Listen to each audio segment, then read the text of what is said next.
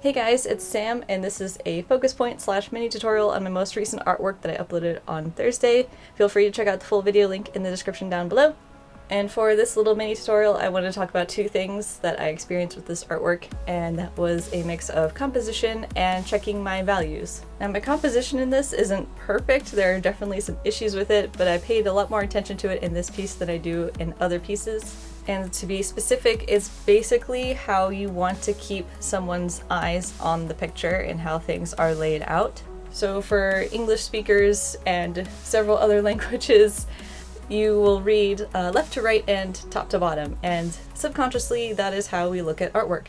We will start from the top left and work our way down to the bottom right. A lot of artists don't always focus on wanting to keep someone's eyes on the picture, but that can be really beneficial in both keeping their attention as well as drawing their eyes in a direction where you want them to go.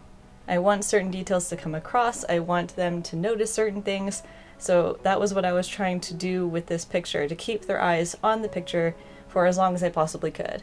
So if you're coming in from the top left, you're going to be following the lines across of the top of the water plus the blood and the trash, and you're going to kind of go all the way down to the turtle, where both the blood also leads you back up, and the darker shadows around the turtle keep you from going towards the edges and helps the turtle be more of the focal point of the picture.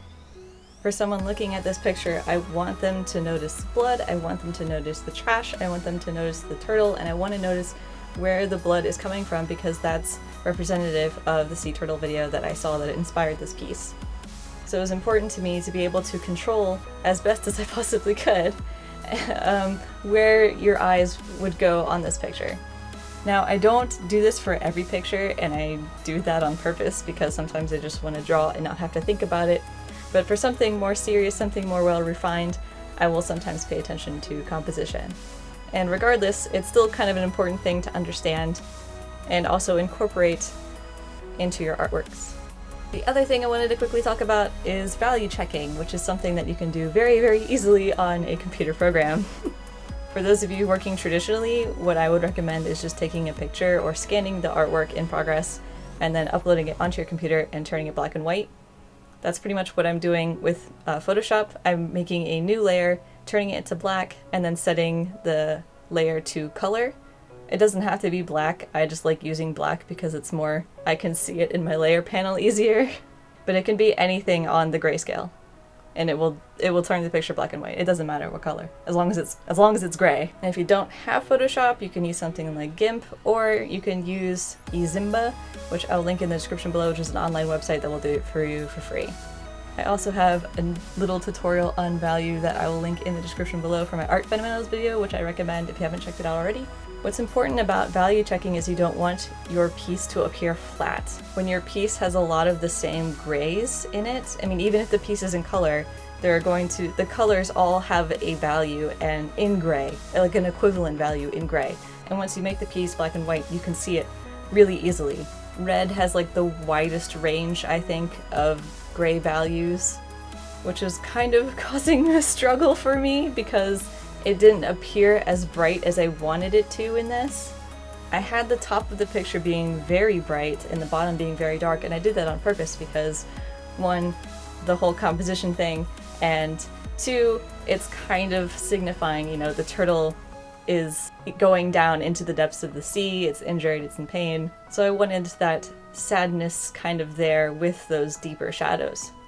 In order for the sea turtle to be more of the focal point of the picture, it had to be brighter, but it couldn't be so bright that it was just standing out way too much. So there was a balance that I kind of had to get, and it was a lot easier to figure that out when you change the picture to black and white, because then I can easier see what I'm doing, what direction I need to go. The struggle with the red is that it's so vibrant in black and white, but it looks so flat in the color. So I kept trying to lighten things up, but then it's blood and I wanted it to keep some depth to it. So that was a bit of the struggle there for me, but it was still good to experiment and check my values and figure this stuff out. And this piece came out a lot better because I did that. Values is another way that you can drive a person's eyes with your composition. Your eyes will automatically want to go to the brightest part of the picture. Now, because the top of the picture is kind of the brightest part, that's why I tried to have that really vibrant red blood lead you down to the sea turtle. Again, probably could have executed this a lot better, but for something that was new and different, I think I did an okay job. So those are just some things to keep in mind while you're working on a drawing. Just composition, how you want things to be laid out, where you want to lead the person's eyes, what you want the focus point to be, and value, just to keep your picture more dynamic and interesting, and to avoid looking flat. So, hope that helped. Thanks for watching. Bye!